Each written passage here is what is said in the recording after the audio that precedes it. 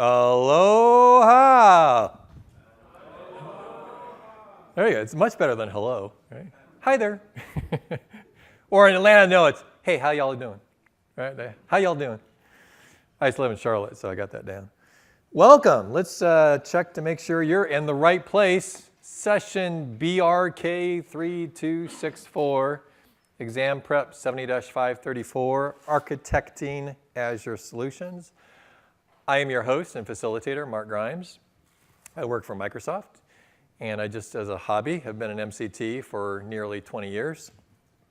But I'm in alumni status now because I'm not living, breathing that day in, day out. But let's a little bit more about me, because it's all about me here. About Mark, there's my vacation in Hawaii with Mickey. So that's my postcard I made. And I live in the state of Michigan, the only state you can do this with a hand. I live down there.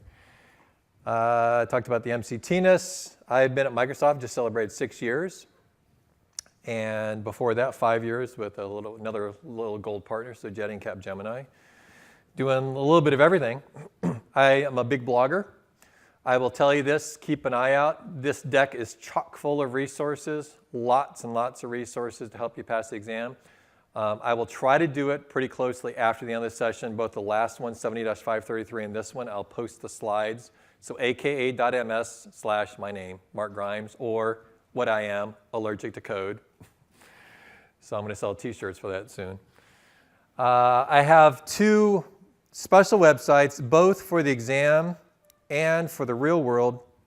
And I've made these upon numerous deployments. And a little short story I told last session. Certification, whether you agree with it or not, hopefully you agree with it because you're here for a reason to take the exam.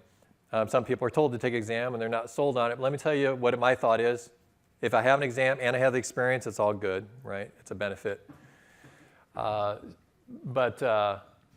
I've taken all this stuff from the customers, and I have the aka.ms/azure/shortcuts and the aka.ms/azure/ISOP guides. These are kind of stuff that you can find out there. Oh, but what I was going to say about I know I had a story to go with the certification. My first 4 years at Microsoft, I did nothing but pretty much ADFS and Federation. In fact, I run the worldwide identity technical community inside of Microsoft, so I'm very well connected with a lot of the technical people in identity. But a couple years ago, I took the Azure certification exam, this one first, and as a result, it got me into the Azure Center of Excellence, and as a result, I do nothing now for the past few years but Azure deployments. So it literally has made a career changer for me, and that's my lesson learned. I tell people from my career and my life is you have to be agile, just like you have to be in the cloud, and you have to be constantly evolving and changing. And if you're not, you're going to be stuck in a dead-end job doing the same thing the rest of your life. And if you're happy with that, that's okay. But me, I like new, different things all the time. So this world of Azure, and of course, we know how much it's changing and evolving, so it keeps you on your toes, that's for sure. And I'm also on Twitter, @MarkBGrimes. So whenever I make a new shortcut, which I'll probably post one tonight. I'm going to see if it's available. If I get aka.ms/exam prep, I will. I try to grab them all when I can. And I tweet them, and then you can get the quick shortcuts to my updates. No time for questions, because I will fill up the time entirely. But if you have questions afterward, we'll please address them. But really, it's not here about questions. It's really for me to give you some tips and tricks about doing the exam and getting ready for it. So here's what I tell people. The way I create all of my certification sessions, which I've been doing these for a long time, even long after I was at New Horizons for 10 years, that's where I started my training career, is this is the way I build the deck. I look at the exam objectives. It's really easy, folks. aka.ms/70-534 will take you to the exam objectives for this. You must know what's on the breakdown. I built this deck from that, categorically, section by section, and then topic by topic. I cannot put everything in there. It would be 500 slides. But what I try to do is pick a few here and there and give you kind of the best of some tips and tricks. Most people, if you've done your due diligence, will do pretty darn well, but usually will miss by 3 to 5 questions. My goal is to get you those 3 to 5 questions. I cannot promise this, but I had a Microsoft consultant who had never touched Azure once. Took this particular one I said in the last session, it was actually this session, and he studied the deck, studied the links, and he passed it. I cannot promise that to you. He was a very smart guy, but it is possible, okay? So what's the level of effort? I told this in the last session. The level of effort, here it is. If you've never touched it, I would say 40 to 60 hours at least. 40, so that's a good solid week, and we all have day jobs, right? So figure 40, 60 hours, a couple hours a night, break it down section by section. If you are, the last session I had one of my customers, they're really smart guys that were here, and you guys are too, I know. But they've been doing Azure for a long time. Well, he's back here, one of them here. Yeah, so hi customer. So these guys are smart. I was engaged with them. They've been doing it. They're immersed. They probably could go in there and take it. If not, they might miss by a couple questions and get there really quickly. So they're very little effort, 10, 20 hours max. If you're somewhere in the middle, like I was 2 years ago, I've done Federation, I've done some Azure AD Sync and Connect. You're probably in the middle, 20 to 40 hours. So I did deep dive on just knowing what these things are, these topics. This is the 50,000-foot view exam. The last one I did, 533, the infrastructure, and 532 are deep dive into those things. Now, every once in a while, this exam will kind of go, whoa, we fell into a crevice there. But generally, you need to know what it is, what it does, why do I care about it. And this is a design exam. So if you've never had an design exam like in the past, it works like this. You get 3 to 4 case studies. Each case study, you have a bunch of questions. Once they're closed out, you cannot go back. Here's my exam tip on that. When you have a design exam, here's my new approach, and it's worked out pretty well for me, and I would advise it still. When you get that design exam, go right for the questions. Don't waste your time reading the scenario. Why? Because A, you may be able to answer some of those without reading the scenario at all. And B, those that you can't, now you know what to look for and scan through when you're reading. It's a much more effective. Take an exam is all about time management. Utilizing the time to get what you need. If you don't know it, mark it, come back to it, right? But on a design exam, you can't do that once you leave that scenario. So in the scenario, go to the questions first. You'll probably be able to answer half of them. Then you know what to scan back and go through, okay? So I made this deck based on the exam objectives, broke it down, have lots of links, lots of resources. I will put this on my blog, aka.ms/markgrimes, which will be here this afternoon. I'll get it as soon as I can. So that's 4 key links. That second link is an old one, but I actually do have, if you can't wait and you've got to have some of these resources now, on my blog, there's also aka.ms/certification/7534. That is actually 18 months ago. It wasn't a year ago. It was 18 months ago I did this at Ignite in Chicago. And, of course, a lot of things have changed. So some things will be good, but there is my deck with a lot of the resources. But what you'll be missing are some of the newest, latest, greatest things about ARM, Azure Resource Manager, that we didn't really talk about so much there. And, of course, the shortcuts and the IaaS Ops Guide. Oh, so this is a new one I did not put in the last one, but this is just a pretty picture talking about if you get the 3 exams, 532, 533, and this one, you now can become an MCSD. I said MCSA before. It's actually MCSD, Microsoft Certified Solution, developer? Or it's architect. MCSD. That's weird. That's the developer thing. Made a shortcut to it. If you want to find out more information, I'm not going to talk about all the details, but that's pretty cool. A little caveat emptor, if you're going to try to do all this, you really got to be deep in dev because of 532. Very little time for questions, but I'll take one. Quick question. Can you see this on demand in the previous session? Can you see what? Can we see this session on demand? Yeah, they record everything. Yeah, so it'll be, and if they don't post it, I will as soon as I have access to it. So that's what I did with the last Ignite. The last Ignite's actually recorded up there. This one I did for this, I'm not going to dwell on this, but the point is, whether you're looking at 532, 533, or 534, the categories are all the same, pretty much. And I did this at Ignite. I was like, wow, they both talk about web apps and storage and networks. And this is 2 different exams, but the difference is deep on the 533 versus higher up, I got a scenario, I got to read it. Now, in addition to those case studies too, and I don't know if it's always the case, but it was my experience, and I've heard other people, you get 3 to 4 scenarios, but then like in the middle, you'll get like 20 questions just out of nowhere. And some of those may be like, what's the subnet notation I talked about in the last thing, right? So some of those will get a little bit deep in a particular area, but generally it's all about the design scenarios that are most of the questions. Okay, and that's the point there. I showed this last session, but some quick tips about what to buy or use. Should I get a book or not? If you like paper and highlight, scratch, scribble, you got to touch that paper still, go buy a book.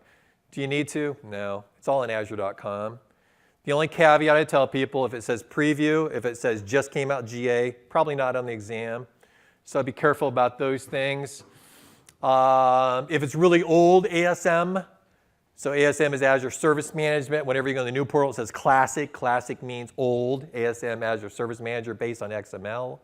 Versus the new ARM, Azure Resource Manager, which whenever it says Resource Manager, that's the new stuff. It's based on ARM templates and JSON object notation. So you got to be careful about those. But stick to the exam objectives. That's the key thing if you go on the Azure website.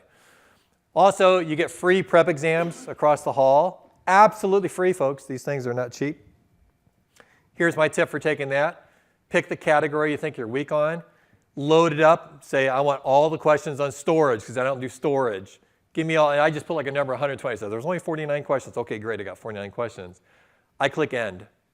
And then I look at the answers, why the right were right and the wrong were wrong. And that's how I study. Now, I made a mistake in saying this, but actually you get the bonus here. So what I did, and this is nothing I'm stealing from those practice exams because they were all public links, I did that for you already, and guess what? The links are on this deck. So you don't even have to do that now. You can applaud for that. Let's go. So I grabbed all those links and and actually I delivered this internally this summer, and I haven't checked since then, but I just checked them then, and I got rid of the bad links and fixed the new links. So the links that go to those things about why they're right and why they're wrong are all here. So they're on this deck, which I will post on ak.ms/markgrimes. Before you press start, so here's the way I tell people to study is there's always going to be some stuff that you just can't get in that brain. It won't stick. And I got to do something. So I make a crib sheet, and I write all people seem to need data processing, 11111, 11110, that kind of stuff. And then what I do is I get that in my head, that cheat sheet, which I don't want to think about when I'm doing an exam.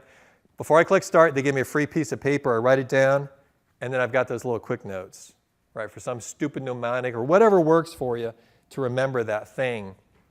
You can do that. You can dump it, but you can't walk in with a single thing, but you can dump notes right away. Categorically speaking, these are the exam objectives, what we're going to look at. Again, pretty similar topics to the 533, except for we got the word design. So they're going to give you a scenario. Why would I choose this? Don't need to go uber deep. In some cases, do you know what media service looks like if they put it in your face, right? Or they ask you something about it. Or when would I use CDN versus Traffic Manager? Well, if you don't know what those two things are, you can't decide. But if you know what they are, okay, now what are some basic options I have to select? That will probably help me out. Hybrid identity is Azure Active Directory. Storage, design advanced application. That was an area I had to learn because I'm not an app dev guy, right? My current customer, I've gone from IaaS to deep PaaS. So things like, and this is real world and also exam world, do I want application service environment or do I want service fabric? Well, I don't know. What's the difference? I don't know. You better know. So this is real world stuff and exam world stuff you need to know. Design Azure web apps. Oh, by the way, so if a couple of you that came from the last session, I will remind you there's about a 30 to 40% overlap. So pardon my repeat, but it's all good to hear it again, right? Designing, management, monitoring, business continuity strategies. So there's some things in here mentioned. And I know and understand not all of you love and use everything that we make at Microsoft. That's okay. I'm good with that. But if you don't love and use System Center, some people don't. Some people have their own solutions. You better know it for this. And I don't need to know deep again. I need to know categorically. What are the different things that System Center offers? Well, when I use DPM versus SCOM versus SCCM, if those are foreign to you, well, just find out what they are, what they do, why I would use it in a particular scenario. And that's all you need to know right for the exam. That's it, right there. I thought that was great. I saw that in one of the overviews. It takes like a minute to load because there's so many images in there. But I grade out this stuff. So the stuff I grade out, so this is like the big, platform services and everything they do. But I can look at almost everything in there that's not in gray, and those are kind of topics type stuff. So I just put that in for a scare factor. I better go study. All right, let's knock these down. So here's my, I brought you postcards from my trip in Hawaii. So That was Kaanapali Beach in the sunset. So the high-level stuff, first part's kind of fluffy, but stuff you actually saw some of this stuff on day one. So Global Foundation Services, which someone corrected me last Ignite, it's not called Global Foundation Services anymore, but they still ask it on the exam that way if they do. Virtual networks, Azure Compute, VPN and ExpressRoute, and Azure Services. And the Azure Services, again, it's kind of like that last picture. If you saw a service and they talk about it or ask about a need, would you know which one to select? It's pretty straightforward. But there's so many services, you really need to know them.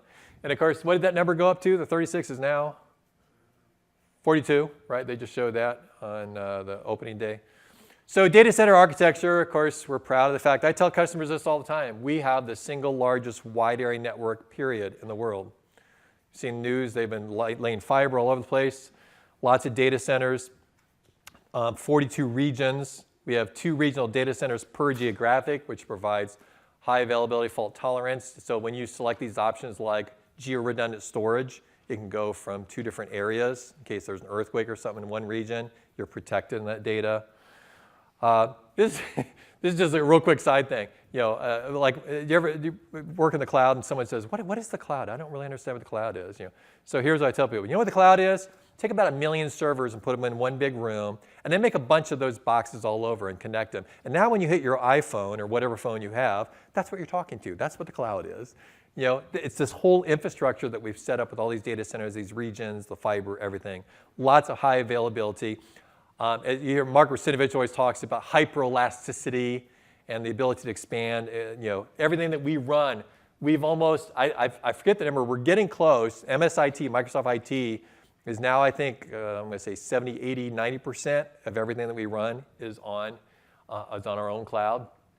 You know, all the Hotmail, OneDrive, Xbox, all this stuff that we've been testing and trying for years that's been out there that's grown has done that. So this is the new name. Oh, it went in white. So it actually, the writing's white. It's Microsoft Cloud Infrastructure and Operations. That's just kind of a real-world tip, but that's what GFS really is now.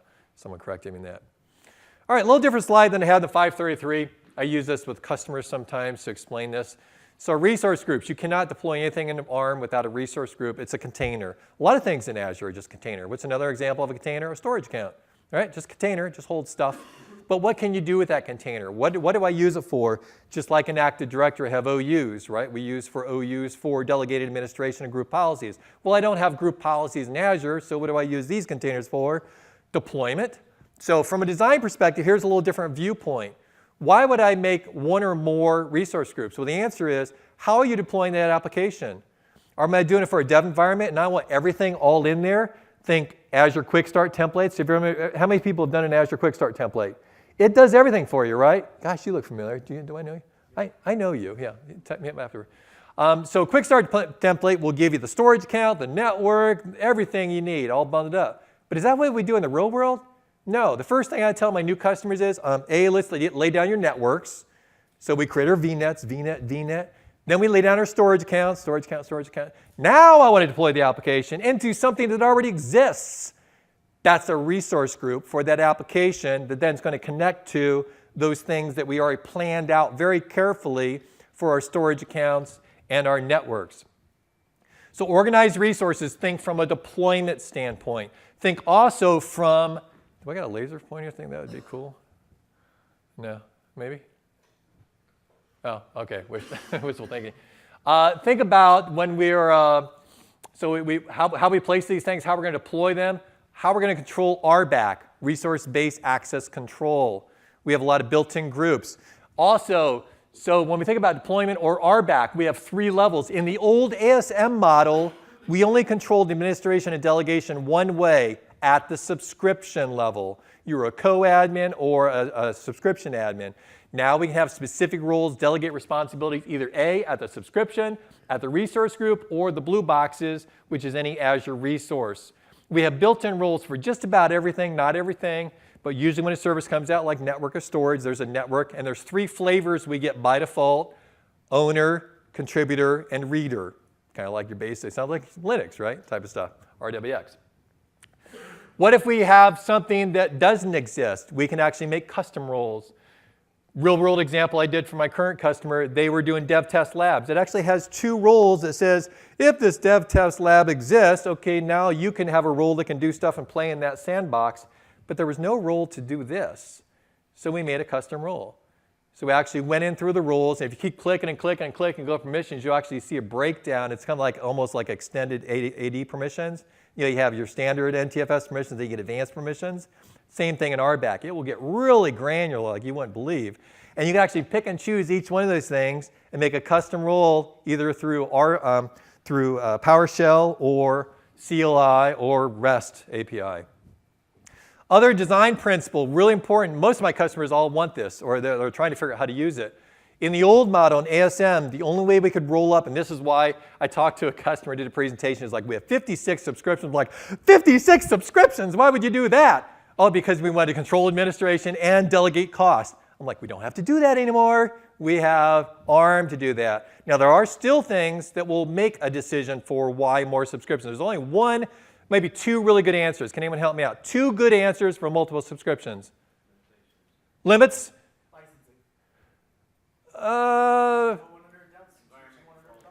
Yeah, possibly. I got a better one, though. Express route connections. Yeah, so express route connections. But yeah, licensing, I got to talk to you about that one, so I'm not yeah, maybe. Billing, I can segment it out through tags. No, but I mean, you get a dev subscription or a production subscription like that. Yeah, so I can do tags for those same tags. I can tag it out and break it down. It will roll up in my EA portal. Or I can use the rate card API and then segment those out and filter them. So it's really cost and administration are no longer an argument for that from a design principle. Azure limits, aka.ms/azure/limits is my shortcut to that. So you need to know those. And that's really the big conversation when I talk about storage, compute, networking. How many cores you got, right? Because you can only do about so many cores per this and that. So you need to understand and know those limits. So from a design, this is a really much more important concept in this exam versus the other one. Great article on there. Delegated domain to Azure DNS. So you can create DNS zones. Azure DNS right now is not your full-blown Azure AD. Current customers going, wow, I'd like to do conditional forwarding. You don't get that with this, right? You want to do that, you're going to build an Azure DNS in Azure IaaS. Think it's just pretty much public DNS, basic records. You can do quad A's, you can do A's, MX, stuff like that. But pretty simple in there that you can do. So create your zone, create your records, and then you can delegate a domain to Azure DNS as well. I have in here, and throughout all of my slides for the 533 and this one, I'll give you some sample PowerShell commands. So again, you should be familiar with these because a lot of times they'll ask you, how would I compile this? And a lot of times, particularly for PowerShell or for Azure CLI, it's pretty straightforward. What's the verb? What's the noun? What am I trying to do? Does that match? If I don't know and I see an option, well, maybe that's one that you want to study. So when you see these things, kind of look at I have links for the various commands and kind of browse through them. If you go, oh, I've never seen that one before, well, that's the one you want to study. Okay. And these shots, I've done some recent updates to the screenshots to show you. So this is actually looking at Azure DNS in the new portal, things that we can configure. And actually, this is a good shot of everything that you'll see in almost in anything you look at. We have access control, which when I click on that, it's going to show me my roles. And when I click on the roles, it will show down the custom RBAC I can do. I can do my tags for my billing. I can do ARM locks. There's 2 types of locks. Can anyone tell me the 2 types of locks are? Read only and do not delete. Pretty cool stuff. Do not want to delete. Think OU, accidental deletion. That's a good thing to do. I don't want someone to accidentally delete my storage accounts. I want it to be read only. Well, that could cause serious consequences, right, if you needed more than that. But those are locks, and you can do it programmatically through ARM templates, through REST API, through PowerShell, through Azure CLI. Automation scripts, so if I click on this thing for Azure DNS, I'll get the whole JSON template, boom, and I can recreate that and use that somewhere else. Network security group, we talked about this last session, and again, looking at all the properties, look at the same sort of stuff, right? We got tags, access control, but here I add subnets, network interfaces. In cloud services, you couldn't get to the network card. In ARM, it's separated out. The IP address is separated out. It's one of the key things with ARM. They broke all these things apart. Go to a talk on Thursday on Azure Files and Disks. Guess what? Bye-bye storage accounts. Well, I won't say bye-bye, but they're going that way. They're actually good. They're coming up with managed disks. So, but that's not an exam, just good real world stuff. You want to take a look at that. Automation script, diagnostics, diagnostic laws. NSG, just think ACL. It's an access control list. Inbound and outbound.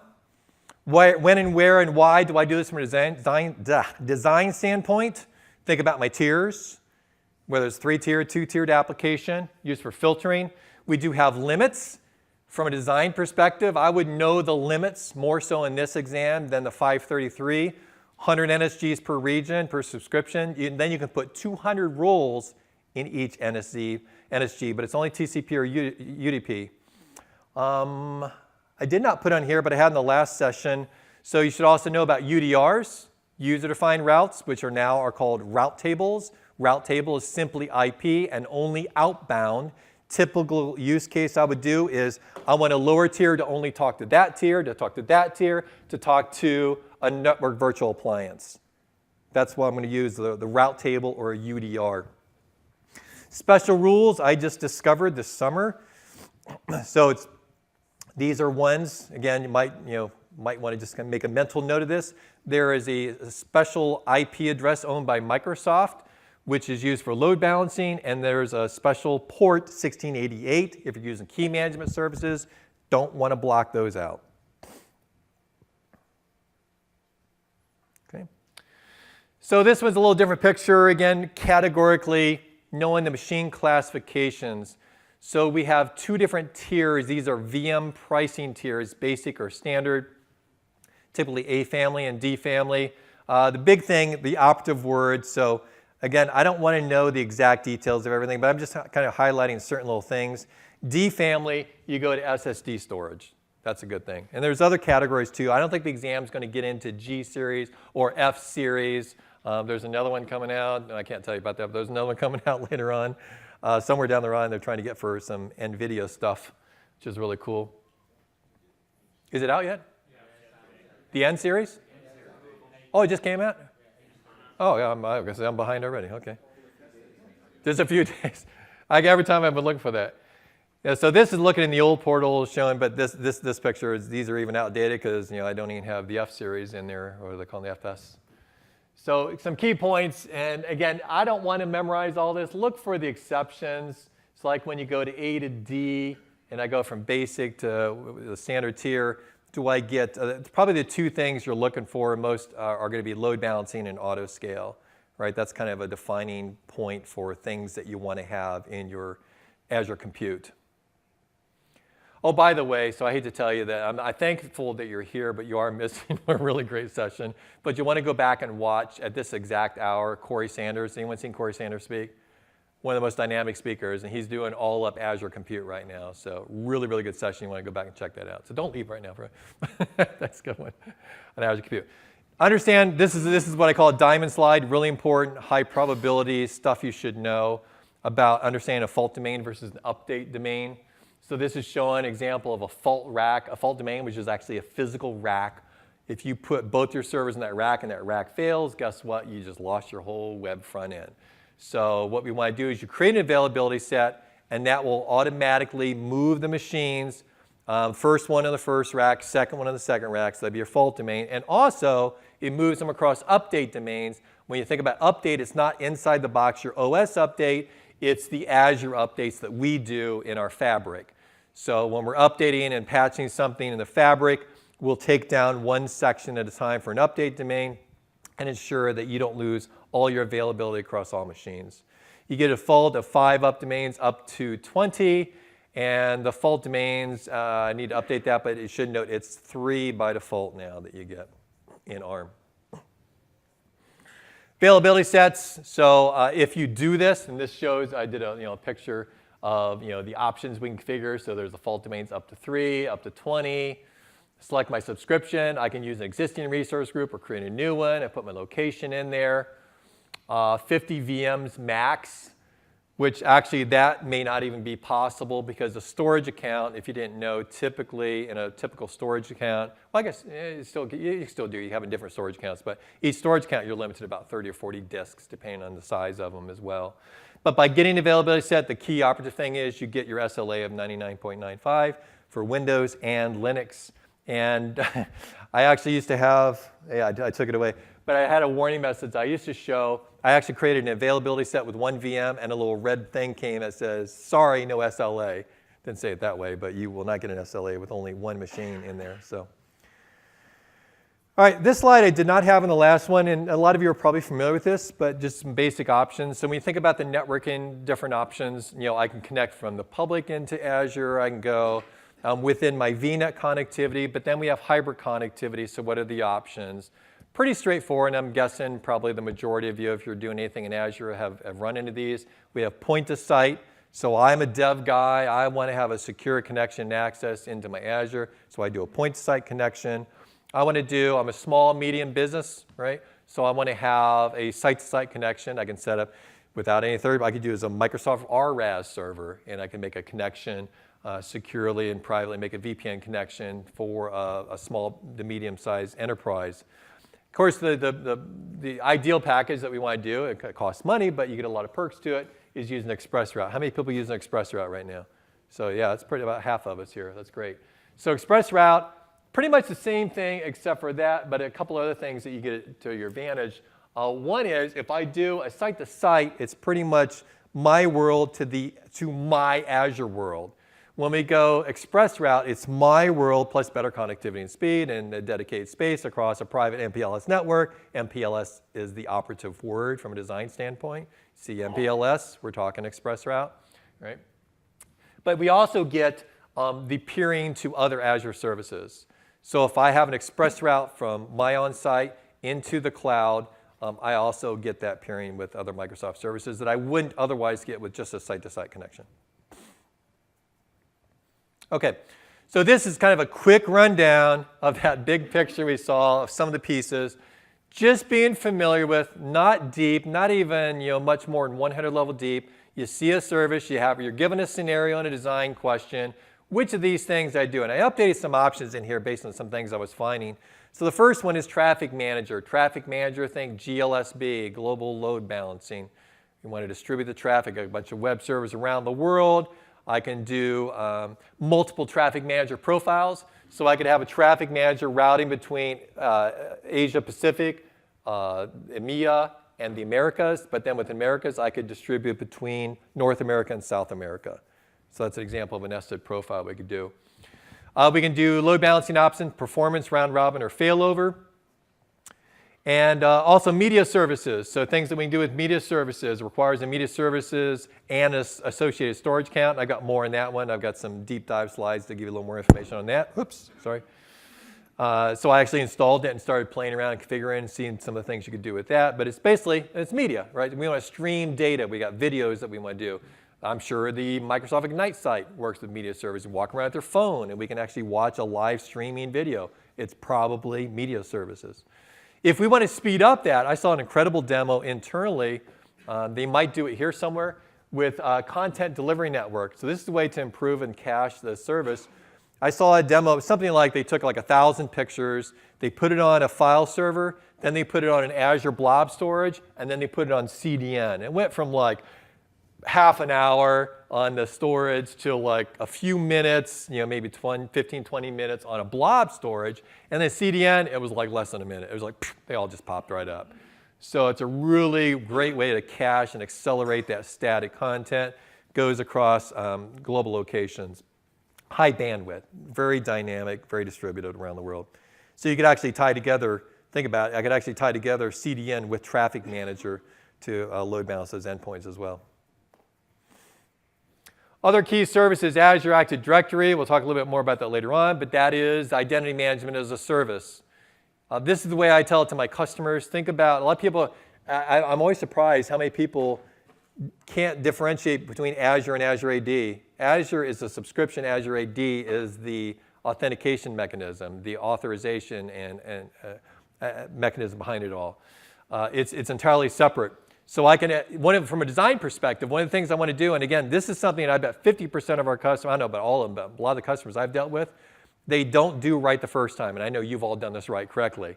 But what they do is they get Office 365. That's the first way you get it. As soon as you do that, you get Azure AD. They then go, OK, we're going to fire up an Azure AD subscription.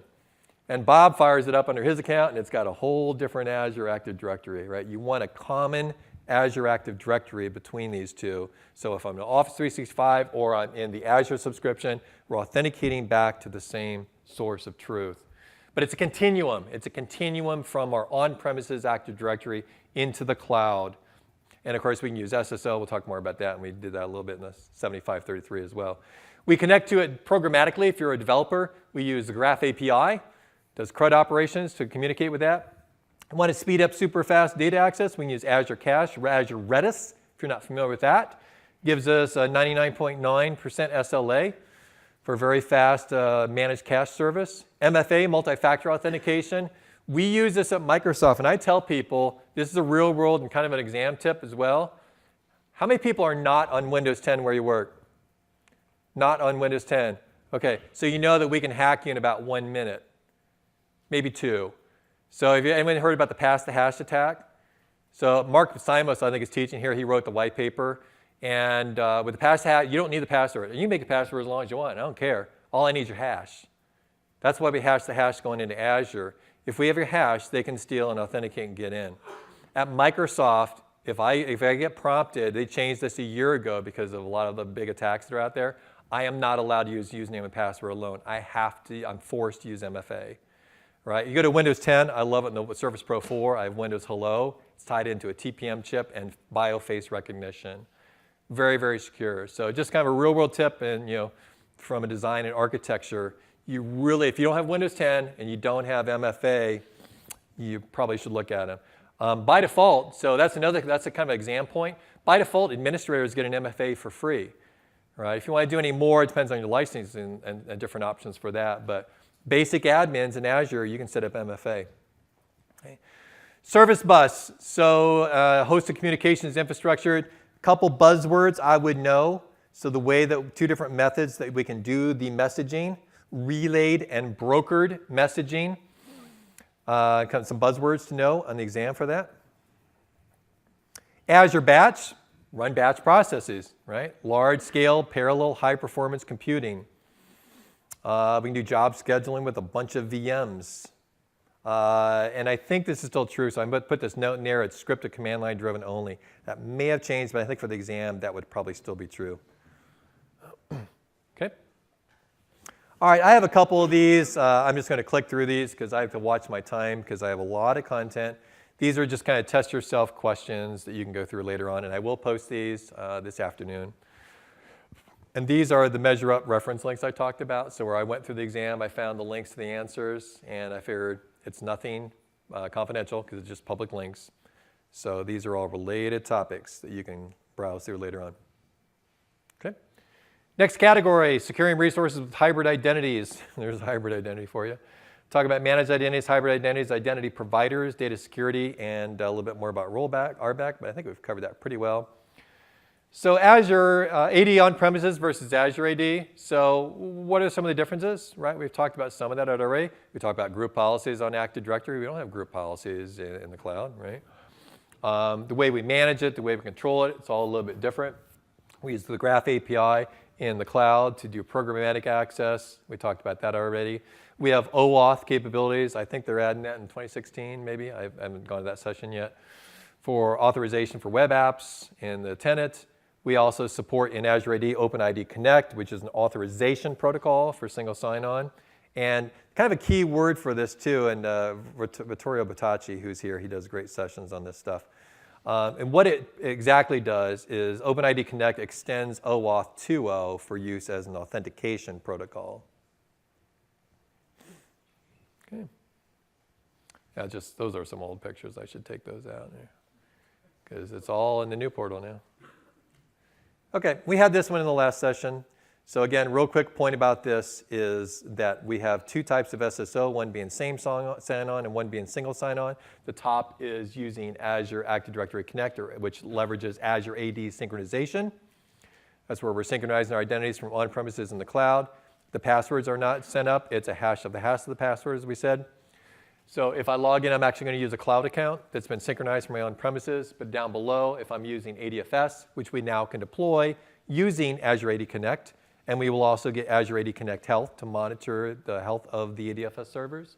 So in the ADFS federation scenario, the difference is user attributes are synchronized, but authentication goes back to the source of truth, which is your on-premises AD servers. Okay, these are a couple new slides I didn't have in the other session. Yeah, quick water. These are exam objectives for this, about what we offer for encryption in transit versus encryption at rest, what Azure can do versus what you, the customer, needs to do. I would focus on, for the exam, what Azure does, and then, if the customer's not doing these things, then we need to turn it on. So, but Azure, by default, most encryptions is communication is encrypted. We do everything through HTTPS, and we also support FIPS 140-2 ciphers. The customer then can choose HTTPS for REST API, make HTTPS endpoints for applications, and encrypt the traffic from the web client by using TLS on IIS. Encryption at rest, we do lots of things. We have BitLocker encryption, now built in. It used to be cloud in was the only option, but now it's baked in that you can do. Third-party solutions, SQL Server. There's a couple acronyms I didn't have up here I thought about that you should know about. What's CLE? Column level encryption. RLE? Row level encryption. And TDE, which is up there, transparent data encryption. So there's a different mechanism that SQL Server does. Files and folders. So interesting, this is a conversation I have with my customers when we're talking about various aspects, is inside the box versus outside the box. When I'm an Azure consultant talking about Azure stuff, I don't talk about inside the box. What you do inside the box is probably what you did in premises, right? When I'm talking about outside the box, what I can do within Azure or what Azure does by default, that's outside the box. EFS is inside the box. It has nothing to do really with Azure, but it's a feature that we can leverage in that Windows server. BitLocker encryption for drives. In fact, if you upload a VHD, it has to be BitLocker encrypted. Applications, we can do lots of things with .NET, crypto APIs, RMS SDKs for encryption as well. So we talked a little bit about RBAC. The only thing I didn't elaborate on was the 3 default roles you get. And again, so know where you can apply it at subscription level, at a resource group, or at the individual resource. And by default, we get contributors, owners, and readers. There's predefined built-in roles for just about everything. But as we mentioned before, you can make your custom RBAC roles when and where needed. But this is always kind of the concept of least privilege. We always want to give the least amount of privilege necessary with the least amount of effort. So if there's a rule that already exists, you want to use that. And a really cool feature about this, if you haven't played with this much, that I love. So here's one. In Windows Server, anyone done ABE, access-based enumeration? So a lot of people don't know about that, but I'm an old Novell guy. In Novell, you couldn't see what you didn't have access to. And that's what ABE does. And that's what RBAC does. So if someone goes in the RBAC portal and they only have networked, all they can see, they maybe see some things, but they can only really see the network stuff in there. So it kind of provides that filtered view for them. All right, so this is some stuff I added from last Ignite that we didn't have or weren't talking about. I don't really know that it will be in there, but it falls under those categories, so you should just be familiar with it, what it is, what it does. Hopefully you've heard about B2C. I think this is from an Active Directory. Azure Active Directory is going to be one of the hottest things this next year or two for folks, because this solves a lot of problems. I spent projects that took 1.5 years to do the same thing that I can clickety-click and at least get it up and running, fairly quickly. Tweaking it take a lot more time, but it's much, much faster than the large infrastructures we used to do. So B2C, business consumer. So essentially think social identity providers. I can have Facebook ID, Google all log in, test and try. Put up password policies. Very seamless user experience that will change in form factor design to my phone, to my tablet, to my PC. We support MFA, the modern protocol support for OpenID Connect and OAuth 2. And again, also supports the Graph API for communications. But again, have a link for you. They all work the same, aka.ms/azure/something. Gee, wonder what the B2B one is. So let's do a /B2B and you'll get Azure B2B as well.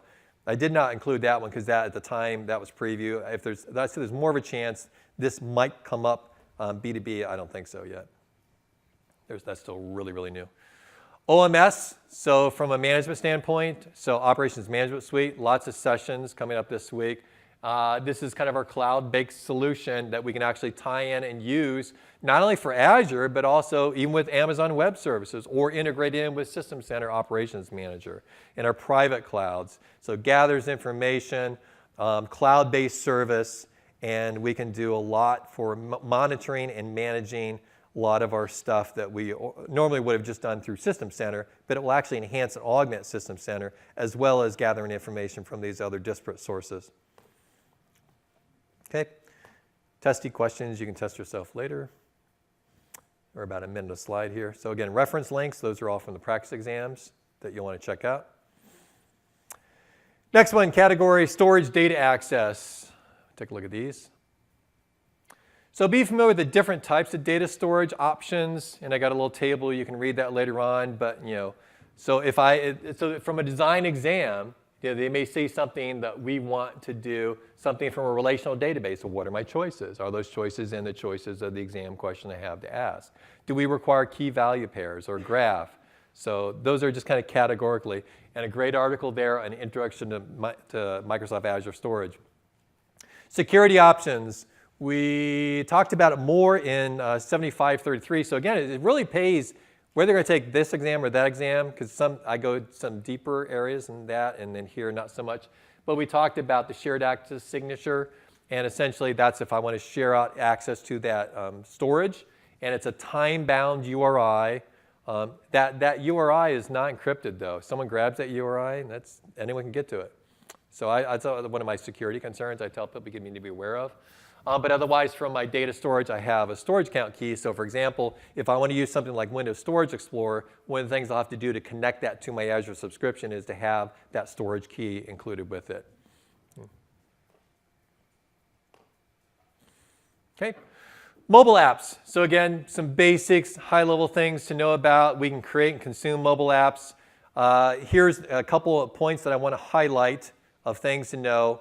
When you choose the back end, you have a choice of JavaScript or .NET. Once you do that, you cannot go back unless you're going to destroy it all and recreate. So you have to make that decision of which way you're going to go. Mobile apps are globally unique names. There are some things in Azure that are named upon your resource group or your subscription. Other things are more global, like storage accounts are globally unique names. Mobile apps, globally unique names. Media services must be globally unique names. Like I tried to do a media service called Mark and it wouldn't let me because someone else had used it. So very important point to make. And again, all fall in with the standard Azure subscription limits. The characters, that's not a thing I need to know in most cases. I will tell you about this from an exam point and also real world. The one that stands out in my mind about naming, storage accounts are the one thing. No caps, no special characters, all small characters. So you guys run into this. But if not, be aware of that because that will bite you. But you'll find it as soon as you try to make one and say, nope, can't do these things. Mobile apps, got to have some sort of database. So you can use Azure SQL. Lots of new stuff coming out in Azure SQL. So if you're interested, check that out. Affinity groups, that's old. We don't do that anymore. So data is stored in tables for that. We can also integrate offline sync capabilities into an application. And what else here? So we have SQLite for Windows 8 phone projects. You can change the processor architecture, x86, x64, ARM. And in Visual Studio, we can use NuGet packages as well. So again, knowing what it is, what it does, some basics about these, that's about the level of information you need to know about these.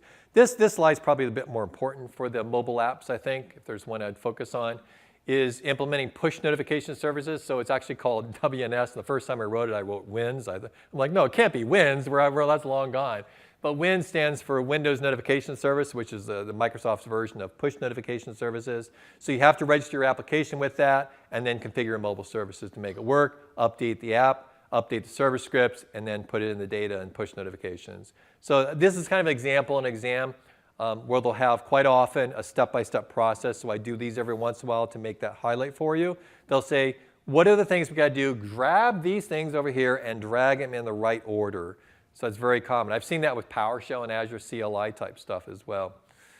If we're going to do push notifications, we do notification hubs to broadcast. We can use tags for different types of categories. And even there's a template feature for localization for different languages you can do. You can also push notifications to a segment. For particular authenticated users, if you want to as well. Using a web API, we can implement a custom API, publish or to external partner. Each API has one or more operations, can be added to one or more products. Then you subscribe to the product which contains the API and then call the API's operation. Again, kind of a step-by-step of how to implement that. We can also scale using Azure Web Apps. So know the concepts of scaling up versus scaling out. These are options you get in the configuration that you can do. But again, this could be a design scenario exam where they ask you about what we can do. So if I scale up, it's pricing tiers. I started with a free and I'm missing all these features, so I need to go to a standard or premium account. I can scale out, which is increasing the CPUs, the scheduling performance rules. Be familiar with webhooks. Anyone use webhooks before?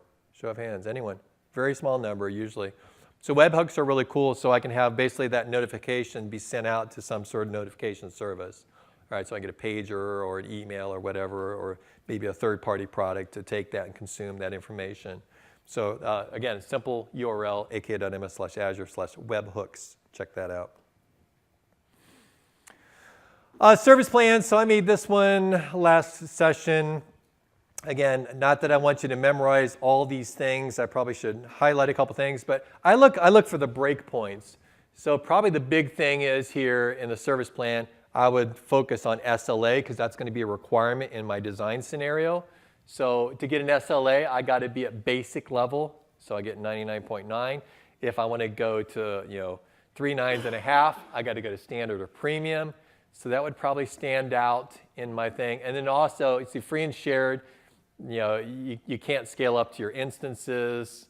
App service environment, that's probably one I would note for premium that's only supported in the premium service plan. And this is a slide I didn't have in the last session, which is a nice graphic to kind of understand the app service. And this was an interesting point with my current customer, and we were discussing about web apps versus an app services versus app service environment. And last slide I talked about all that an app service environment is. It's two things. One is it's the premium version of an app service, but two, the reason why it's premium, you're getting that thing built in your VNet, not in a multi-shared environment. So that's why it will take 2 to 3 hours to do an app service environment when you fire it up. But app services can contain, so it's interesting, they just changed this recently in the portal. I used to be able to, if you don't notice, in the browser, I could click the little plus mark to add a new service. And I used to be able to add in web apps, but no longer. You have to do app service environment, and then I can add a web app inside. I can put mobile apps, logic apps, and API apps.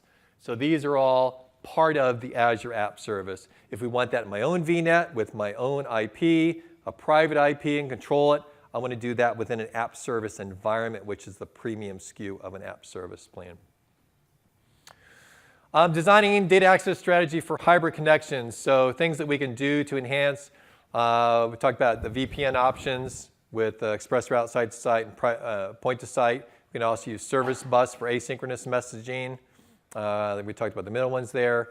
An option to join VMs to domains or cloud services. I do not think I would even know or worry about or think about on this exam cloud domain join. Windows 10, we can join in Azure AD. I don't think that's going to be in this exam at all. Okay, this is some new stuff I added in on the media services to help out a little bit. I thought I had another graphic in here. Yeah. So what it is, again, scalable media. There's a couple key points here I want to highlight in this section. So what it can do, so on-demand or streaming capabilities, if we do streaming, it's a 4-step process of how it works. When you think kind of step by step, we have to ingest the information, it previews it, then it stores, then it delivers it. So kind of a step-by-step thing to know about. Also, the common protocols I would be familiar with, because in a design scenario, they'll say we had this and this and this. Which one's going to be good? Common protocols, MPEG-, Smooth, HTLS, HTS. I have no idea what any of those are, what they do, but from exam point, I know those are options I'm going to look for. If they say it, then I need media services. And again, we can also tie this together with content delivery network to scale to millions. And I think I added a kind of a cool new picture for some other options here. Let me see if I got it here.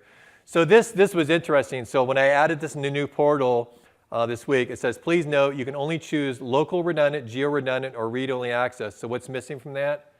ZRS, zone redundant. So no ZRS option in this one. to do. And also, I did this. So I actually found it. So I made an Ignite Media Services on the performance. And this I thought was interesting. The premium's grayed out, so I highlighted over the I, and it said, well, premium is only for VMs. But I'm like, why did you put the button there? So I'm thinking that maybe it's something that might be coming around the corner, but I'd say for now, premium's not an option. But there's my replication options. And then, did I do one more, I think? Oh, I guess not. OK, I thought I had another picture in there. OK, so for this section, again, the resource links, you'll take a look at those when you go back through. Next section, design advanced application. Let's take a look at these. Check my time here. So we got 23 slides in 19 minutes. All right. Got to keep it on track. Design high-performance computing. Actually, what I'm going to do is I'm going to show, I put a graphic in here, which is much better. So this is the evolution of showing, going from one extreme to the other. So we start back on the left-hand side of the picture is all on-premises, HPC pack on-premises. To the right extreme is the PaaS, right? So it's going from on-premises to IaaS to PaaS. So this is kind of a side-by-side chart. Again, I mean, we all like to think we want to go in the perfect world and not manage everything and let it all go to PaaS, but it may not be the right answer. Don't always jump for the newest, latest, greatest thing on this exam. Look at what they require and what they have and what they're asking in that design scenario. It can make a difference. So we have from on-premises to a hybrid scenario that will run on-premises and cloud or both.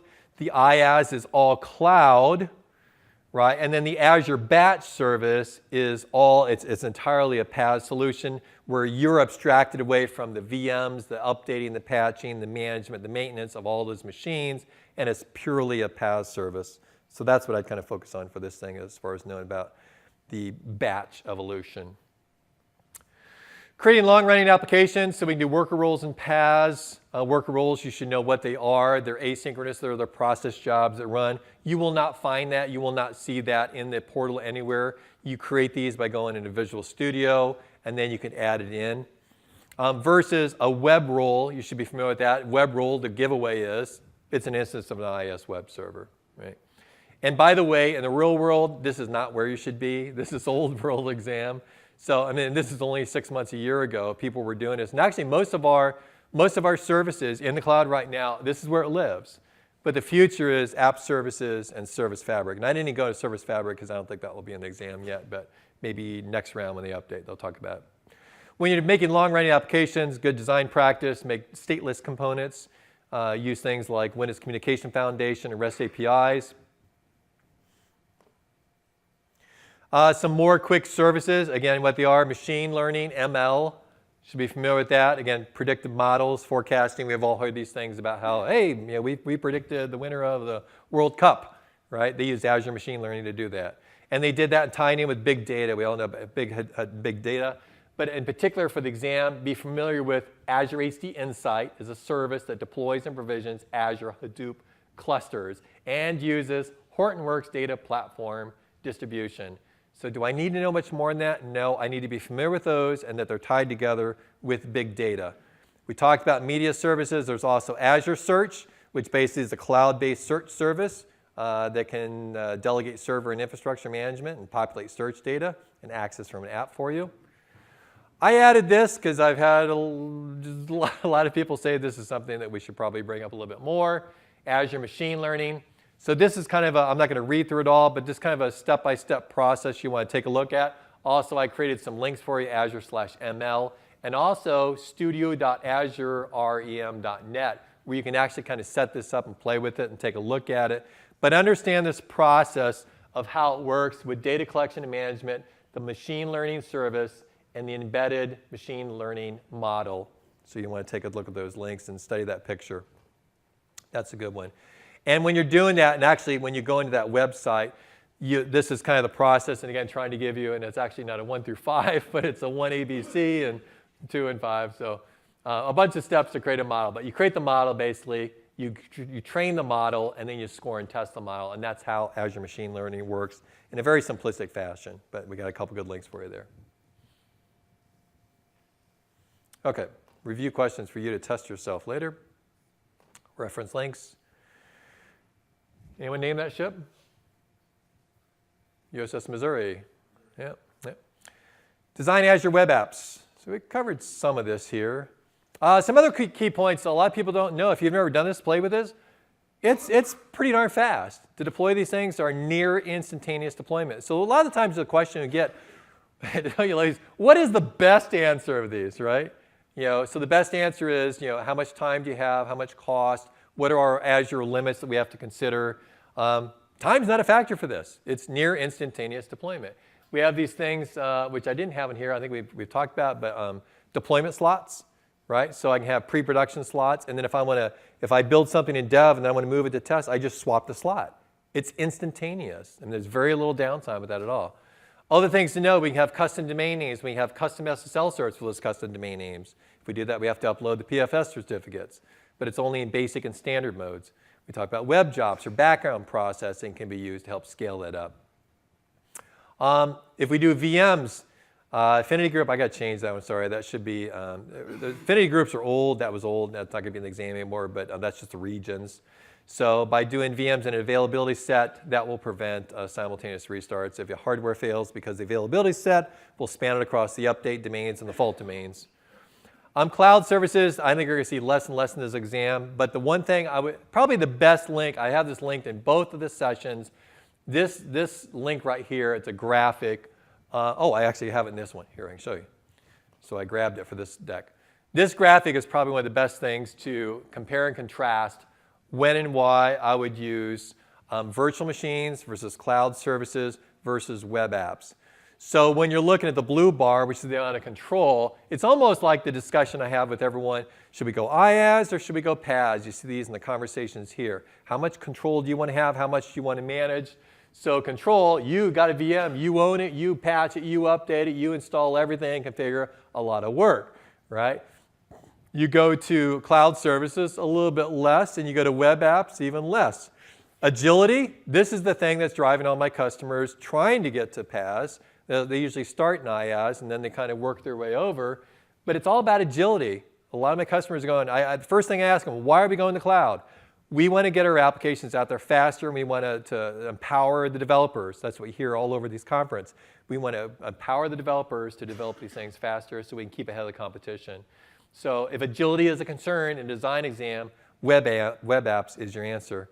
Interesting, so the session that you're going to watch and go back and see from Corey Sanders that's happening right now, he does a great overview on this about the pros, cons, advantages, and there's another PaaS session too about that. When you think about web apps, is really more in the PaaS where Service Fabric's kind of bleeding on both sides. So some things are not clearly delineated between PaaS and IaaS because they're either trying to decide where they want to go or they leverage both things. Because Service Fabric is just real world tip, but Service Fabric actually leverages the virtual machine skill sets, which is definitely IaaS, but the applications span over into microservices, which start spanning more into the PaaS side a little bit. Okay. So another little graphic I've kept in here, but some things about, so with the websites, cloud apps, the virtual machines, so web apps support .NET, Node, PHP, Python, cloud apps, those languages, the virtual machines, and again, how much you manage versus what Azure manages, which the other graphic showed you. Oh, did you want to get a picture of that one? I'll go back there. You're going to get the deck. It's going to be up there in about an hour or so. Okay. Deploy web apps. So we had this in the last session, but we can use for web deploy, use Visual Studio. You can also use an orchestration engine for continuous deployment called Kudu. If you're not familiar with that, my current customer is using that. We can also do FTP, FTPS, and Windows Explorer. FileZilla is another one, or you can manually copy stuff up into the web apps. Different deployment methods. You should be familiar with those. For business continuity, we can use web apps and SQL. This is they're talking about this here, so this is a big concern of the customers and something you should know from a design standpoint for this exam, that on the Azure SQL, it's only a public IP address. I know some of you want that changed, but they are working on it, and there's a solution coming out soon to a theater near you called VNet tunneling. So they've talked about that here already, where you can actually have on-premise. So if you have a site-to-site or express route connection and you want to connect privately to that Azure SQL, they will have a private connection. So that's just a real-world tip that you'll want to look into with the Azure SQL sessions. But for the exam-wise, right now it's only a public IP address, so you have to route through there. But on that note, and I don't know if this would be in the exam, a lot of people don't realize this. Do you know that when you talk anything in Azure and anything in Azure, you don't go on the IP on the public internet, you go across our wide area network. A lot of people don't. They go, oh, it's got a public IP address. Yeah, but what it does, it gets to the edge of our WAN. It says, oh, I know where that is. It goes back down here.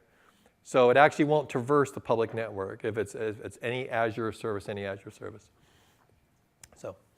So obvious things, scale for DR, design your data tier, break this down. Azure SQL has a built-in high availability. So not much more in that. And some reference links on you from the exam prep. More on monitoring business continuity. And so this is the stuff, if you don't use System Center, you didn't want to wake up and say, oh, okay, so this is what they call this in System Center. And it's really just kind of categorically, what are the different things that System Center has and can do? Because they're going to ask you about that stuff. So Configuration Manager, kind of what it sounds like. So that'd be SCCM. But they never put the acronym, so it'd be System Center Configuration Manager for Client Device and Application, Operations Manager, Monitoring and Alerting, Virtual Machine Manager, move VMs, shift them from data centers. Service Manager, ITIL-based. I don't know if you guys are familiar with ITIL, the IT Service Management Library. Data Protection Manager is what it sounds like, backup and disaster recovery. And of course, Orchestrator, what it sounds like, workflow engine. So these are options to consider in the orchestration of your services using System Center. And it's all good for managing for both private cloud, public cloud, and service provider cloud. So heard a few people using their service providers here. This could be something they could leverage as well.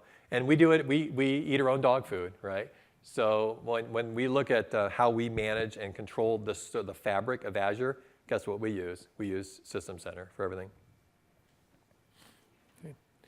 Designing monitoring strategies. So again, leverage the built-in abilities of either System Center or what's in there in Azure.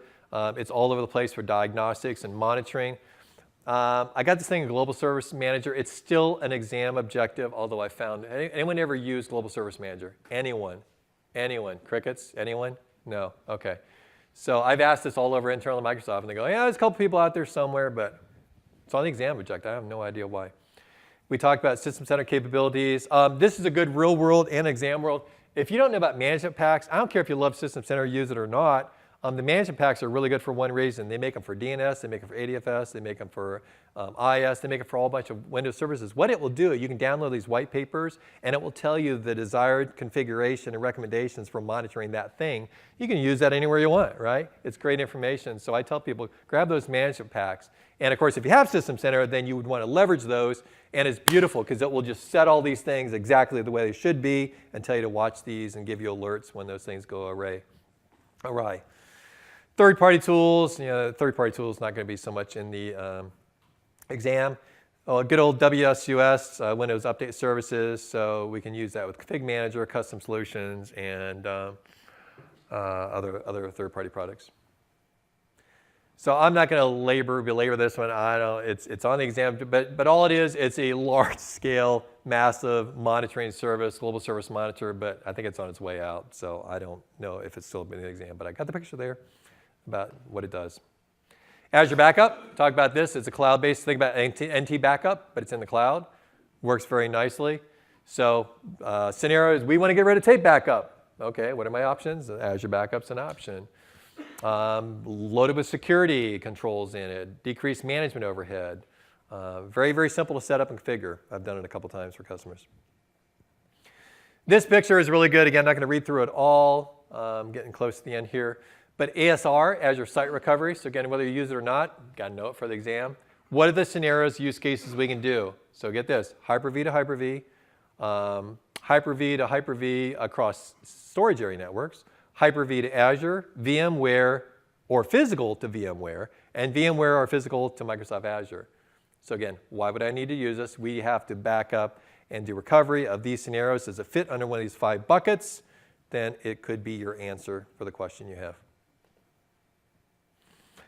And again, not going to read this, but just highlighted. So this was a kind of a good thing. So Store Simple, if you're not familiar with that, that's actual physical hardware device. If you have the latest greatest 8000 series, you actually get a virtual appliance version with it too, and you have multiple of those, which is nice and nifty. But this shows a side-by-side comparison of Store Simple versus ASR versus Azure Backup. So where ASR is really good at a lot of things like disaster recovery to Azure, you see the top 4 boxes, a lot of red up there. So that's where Store Simple kind of takes over and Azure Backup takes over. So if I was going to learn and look at anything, kind of a mental note, that would probably be the exception that I'd look at in this chart. Okay. Azure Automation, so we had this in the 533. What do we do? What can we use? DSE. We can use desired state configuration, which came out with Server 2012. We also have Chef Puppet we can use with third-party solutions. Chef has a lot of recipes that are out there that we can leverage. Azure Automation, I would know these basic steps. I did not highlight these in the 533, but you have to create an Azure Automation account. That's required first. Then you import a runbook, or you can create a runbook and import it in. You then publish it, and then you schedule a job. So that's kind of the basic process of how to do that. Lots of good stuff for Azure Automation. If you have your own MSDN account and you want to save stuff, right, you can make one to shut down all your servers every night. You know, it's just simple stuff like that. It's really powerful. Okay. And again, review questions. I'll let you do those for later. Reference links. Hey, just the last couple minutes here. All right, so we took the entire exam objectives. We broke it down section by section. I will post these slides with all those reference links. Good stuff for you. So hopefully that will get you over the hump of that 3 to 5 questions, lots of insights, some tips and tricks. I listed out, so these are the other kind of related certification exam preps. Just do a search for Cert exam if you're interested in anything else in the Ignite site, and these are all out there. There's Cloud's hands-on workshops. If that doesn't work for you, you can fire up a trial account for free for 30 days and just go to town and just make sure you shut down the VM so you don't rack up a big bill on there. But you can get in these, and what I tell people, these workshops they have here, you don't have to follow a script. You can just get in there and get in the subscription and start playing around, look at the options, click the little eyes, look at the information, see what the configurations are, look at the subscription level versus the resource group level versus the Azure resource and the properties of those things. So that's it, folks. I'm out of time and out of deck, and I thank you very much. I wish you the best of luck. Please come up for any questions you have afterward, and please fill out the eval. Thanks a lot. Have a great night.